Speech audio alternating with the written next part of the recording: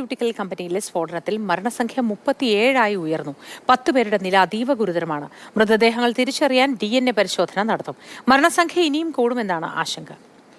KB Sreedharan വിവരങ്ങളുമായി ചേരുന്നു. ശ്രീധരൻ, മരണസംഖ്യ കൂടും എന്ന ആശങ്കയാണല്ലോ നിലവിലുള്ളത്. ഈ പരിക്കേറ്റവരുടെയൊക്കെ ആരോഗ്യം എങ്ങനെയാണ്? തുടർ കാര്യങ്ങൾ എങ്ങനെയായിരിക്കും മുന്നോട്ട് പോവുക?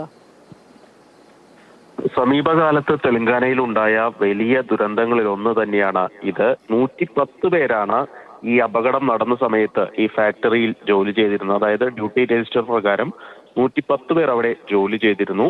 അതിൽ ഈ അപകടം നടന്ന മേഖലയിൽ നിരവധി ആളുകൾ ആ സമയത്ത് ജോലി ചെയ്തിരുന്നു. ഏതാണ്ട് 60-ലധികം ആളുകൾ ജോലി ചെയ്തിരുന്നെന്നാണ് രക്ഷപ്പെട്ട തൊഴിലാളികളൊക്കെ പറയുന്നത്.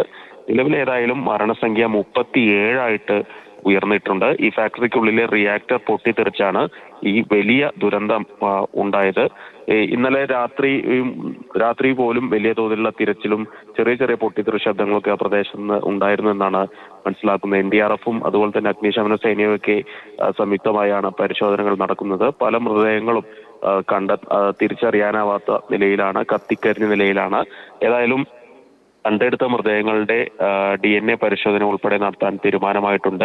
മരിച്ചവരുടെ കുടുംബങ്ങൾക്ക് ഇന്നലെ പ്രധാനമന്ത്രി 2 ലക്ഷം രൂപ ധനസഹായം പ്രഖ്യാപിച്ചിരുന്നു. അതുപോലെ തന്നെ പരിക്കേറ്റവരുടെ ചികിത്സാ സഹായവും പ്രഖ്യാപിച്ചിരുന്നു.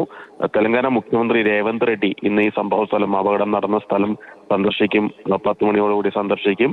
ഈ കമ്പനിയോട്, സിഗച്ചി ഫാർമസ്യൂട്ടിക്കൽ എന്നുള്ള കമ്പനിയിലാണ് സ്ഫോടനം ഉണ്ടായത്.